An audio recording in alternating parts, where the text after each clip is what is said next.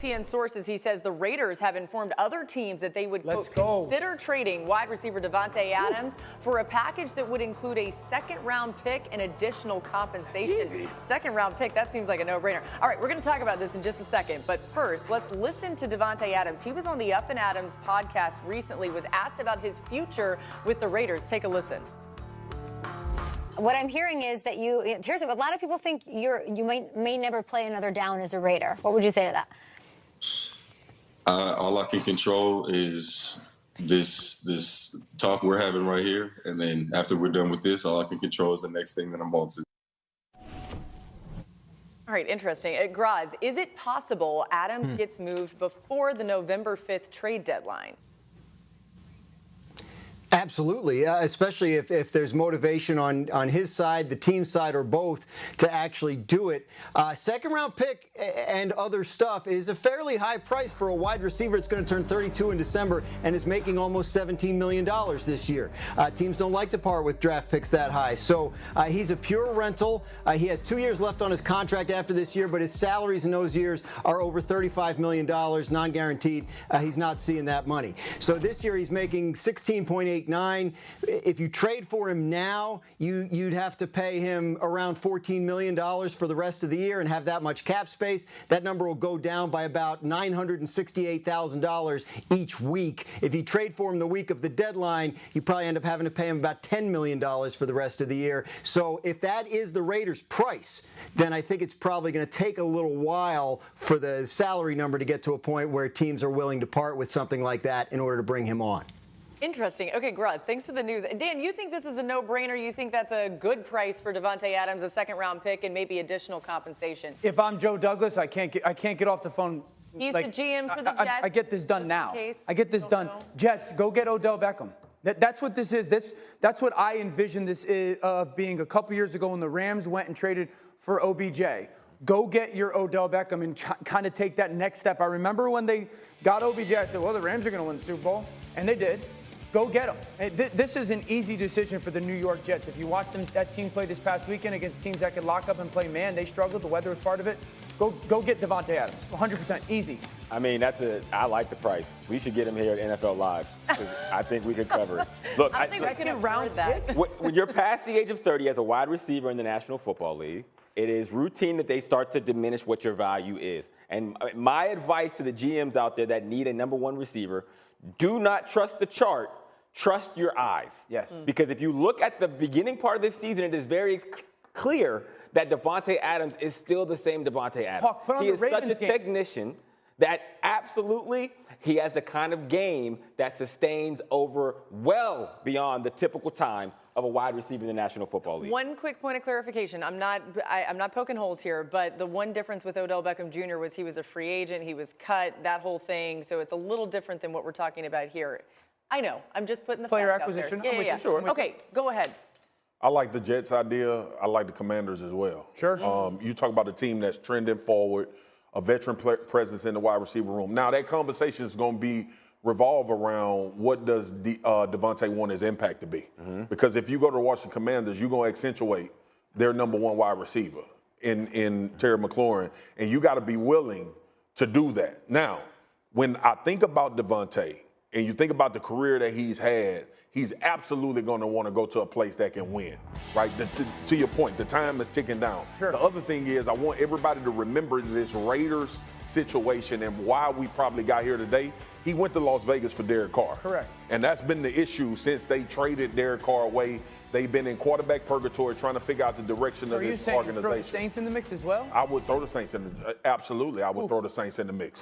I got another With one Clint for you. Kubiak for sure. The Baltimore Ravens. Yeah, that was number they two on will my beat That's a great the one. Kansas City Chiefs if they get Davante. Adams. That will give them the firepower to climb Mount Patrick Mahomes with that. Because look, their running game over the last 2 weeks has probably been the best that we've seen. And that's saying something. Yeah. But when you look at them at the wide receiver position, Zay Flowers is a beast, and he's going to continue to be a beast. But he is still learning what it looks like as wide receiver one. Winner. Their number one receiver right now is Isaiah Likely, and number two is Hill, right? Yeah. With Davante Adams, it forces single coverage, and you probably get more production out of Zay Flowers with Davante Adams on one side. How many times we've been like, can the Ravens just get a true number one? This would be that. Graz, you have another team for us. Go ahead. The Pittsburgh Steelers, I mean, this was a team that was incredibly active in the Brandon Ayuk trade market back when that was a thing during training camp. They are definitely, they start out 3-1. I like what they have at quarterback and Justin Fields right now. They like their young offensive line. They need more at wide receiver. I would not be surprised to see them in this mix. They are one of those teams, though, that unless they find some other way to make cap room, would have to wait till closer to the deadline to do it. Yeah, there's 5 teams. I think the Jets are the clear team. I think the Jets can win a Super Bowl.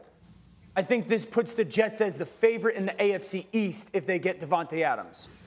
Baltimore was the second team, I thought. Pittsburgh.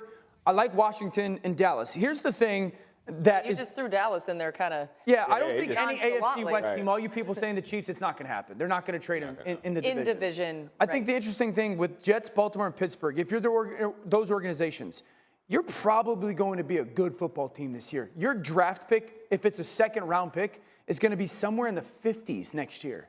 You're going to tell me you won't give up the 50th pick for Davante Adams when you know to go get a Lombardi. When you know he puts you significantly closer to the trophy. If I'm Davante, I'm going to Baltimore. Go to Baltimore. Like, if I'm him, I'm going to Baltimore. Didn't years ago, wasn't that Anquan Bolden? That was Anquan. But think about the history they have with veteran wide receivers. Steve Smith went there, OBJ, you talk about Anquan. But also, to your point, Hawk, like, if you at this point in your career, if you Davante, a Super Bowl is real. But here's the pushback to that. If you're Davante, do you want to go to a team that you, or at least offense, believe is run-centric? Or do you want to go play with Aaron Rodgers? Because that cover 2 don't work versus Baltimore. I think you go to Baltimore. One quick thing. So you mentioned that if he went to the Commanders, he'd have to contend with the fact that Terry McLaurin is the number one wideout. What about Garrett Wilson? No, Davante Adams is the number 1 wide receiver if he goes to the Jets. No doubt. We have number 1 wide receiver. He's the number 1 guy if he go to Baltimore, too. I think he's the number 1 guy if he goes anywhere, including the Commanders. Like your point. Go watch the Ravens from 2 weeks ago. On the field standpoint, I mean, McLaurin got his bag, so I'm thinking about the business element of it. But yeah, he's the number 1 guy wherever you go. Yeah, if you're defending him, who are you putting the quickly on the Cowboys? Stand through that out. They're not close enough. Right. They're not close enough, and he knows that. You got a coach that might not be there. You got a team that's gonna have to restructure. I don't disagree with that. They need him though. I don't disagree with your point. Yeah. Oh yeah, they need. Oh, for sure, they need him. But I think for him personally, they too far away. And there's too many unknowns for him to step into. He's going to want some ownership in this. We'll keep an eye on it either way. That's really for what went wrong. It's Tuesday, so this is what we figure out what went wrong for some of the week 4 losing teams. Let's start with the Jets. In the loss to Denver, the Jets were held without a touchdown into just 9 points. Breece Hall was hit at or behind the line of scrimmage 7 of his 10 carries, and Aaron Rodgers was pressured at his highest rate since 2018 season. Rodgers was on the Pat McAfee show today and talked about the effect the rainy weather had on his team Sunday. You know, it is kind of jet weather. Last year I went to a number of games and saw that was, 4 or 5 games like that where it's misty, it's windy, it's damp and cold and damn near miserable, and you just got to embrace that and push through it. And I just don't think mentally all of us were able to really embrace the conditions and play a little better. Attention Las Vegas Raiders fans. Today we have some explosive news that is shaking up all of Raider Nation. Could it be that Davante Adams is living out his final moments in the silver and black jersey? Stay tuned to the end of the video for all the details on this potentially big move. Rumors of a potential trade for our star receiver Davante Adams are stronger than ever. After being acquired in a high-profile trade in 2022, we all expected Adams to be the key piece to take our offense to the next level, especially alongside his former college teammate Derek Carr. But as you well know, Carr is no longer with us, and now Adams faces a completely different landscape. With injuries, frustrations, and constant quarterback changes, from Jarrett Stidham to Jimmy Garoppolo to Aiden O'Connell, it's clear that Adams hasn't found the stability he was looking for in Las Vegas. After receiving passes from legends like Aaron Rodgers, adjusting to this back and forth has been a challenge, and he hasn't hidden his displeasure. His public comments and gestures make it clear that the situation is not what he expected. What is really setting off alarm bells is that, according to ESPN reports, the Raiders would be open to the idea of trading Adams if the right package presents itself. There is talk of a second-round draft pick and additional compensation. That's right, fans. Adams' future with the Raiders could be coming to an end, and it's something no one expected. Davante Adams himself addressed these rumors on the show Up and Adams with Kay Adams. Although he tried to downplay all this drama, his statements did not leave us entirely calm.